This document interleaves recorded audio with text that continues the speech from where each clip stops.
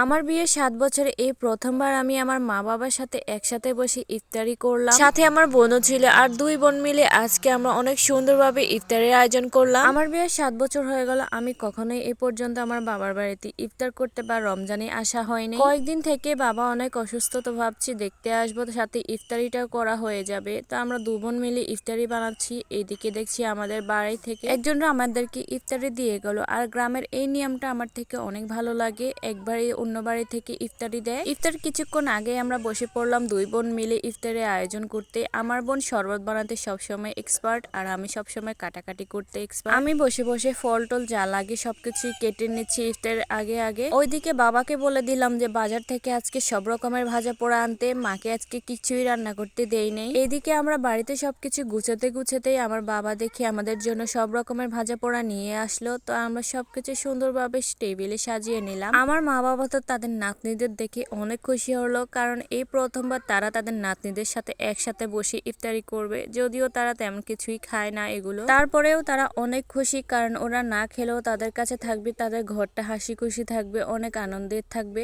কেউ না থাকায় ওরা একা একা ২ জন মানুষ, তাই তেমন ইফতারিও বানিয়ে খায় না। এই প্রথমবার আমি ওদেরকে এত সুন্দরভাবে ইফতারি বানিয়ে খাওয়াচ্ছি। আর নিজের মা বাবাকে কিছু বানিয়ে খাওয়ালে ওটার আনন্দটাই অন্যরকম লাগে। যদিও আমি এখানে কিছুই রান্না করিনি। এদিকে আমার বোনটা সবকিছু ভেঙে ভেঙে নিচ্ছে ইফতারি মাখা করার জন্য। বিয়ের আগ থেকে আমার বোন এই কাজটাই করতো, সে সবসময় ইফতারি মাখা করতো, আর ওর হাতের ইফতারি মাখাটা অনেক মজা লাগে, তাই আমরা সবসময় ওকেই দেই ইফতারি মাখা করতে। কিছুক্ষণ পরে তো আজান দিয়ে দিল, আর আলহামদুলিল্লাহ আমরা সবাই মিলে প্রথমে খেজুর দিয়ে ইফতারি করলাম। খেজুরটা খাওয়ার পরে আমি আমার বোনের হাতে শরবতটা খেলাম, আর আমার বোনের হাতে শরবত সবসময় অনেক মজার হয়, সে অনেক ভালো শরবত বানাতে পারে। বেশ অনেকদিন পরে ওর হাতে শরবত খাওয়াতে অনেক ভালো লাগছে। যদিও শ্বশুর বাড়িতে প্রতিদিন এসব আইটেম খাওয়া হয়, তারপরও কেন জানি না বাবার বাড়িতে এসব আইটেম অনেক বেশি ভালো লাগে। তার উপর আবার মা বাবার সাথে এত বছর পরে ইফতারি করলাম, আরো বেশি ভালো লাগছে। আর আমার বাবা সবসময় আমার জন্য বাজার থেকে ইফতারি আনলে একটু বাড়তি করে আনে, কারণ আমার বাবা জানে যে আমি এই ইফতারের আইটেম গুলো